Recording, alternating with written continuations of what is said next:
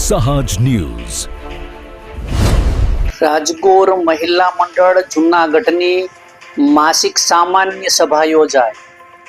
ગાયત્રી યજ્ઞ સાથે ધાર્મિક અને સામાજિક એકતાનો આપવામાં આવ્યો સંદેશ. નમસ્કાર, સહજ ન્યૂઝ સાથે હું છું ગોપાલ ભેસાણી.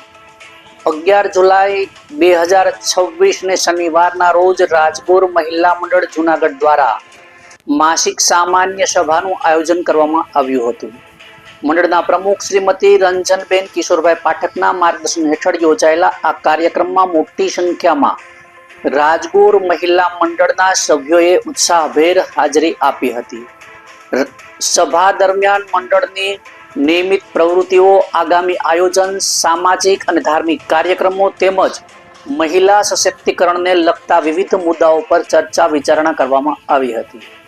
કાર્યક્રમની વિશેષતા તરીકે ઉપસ્થિત બહેનોમાં વૈદિક પરંપરા મુજબ ગાયત્રી યજ્ઞનું આયોજન કરવામાં આવ્યું હતું. યજ્ઞ દ્વારા વિશ્વ શાંતિ, પરિવારની સુખ સમૃદ્ધિ, સમાજમાં એકતા અને પર્યાવરણના કલ્યાણ માટે પ્રાર્થના કરવામાં આવી હતી. સમગ્ર કાર્યક્રમ દરમિયાન ભક્તિમય વાતાવરણ સર્જાયું હતું અને તમામ બહેનોએ શ્રદ્ધા ભાવથી યજ્ઞમાં સહભાગી બની ધાર્મિક ભાવના વ્યક્ત કરી હતી.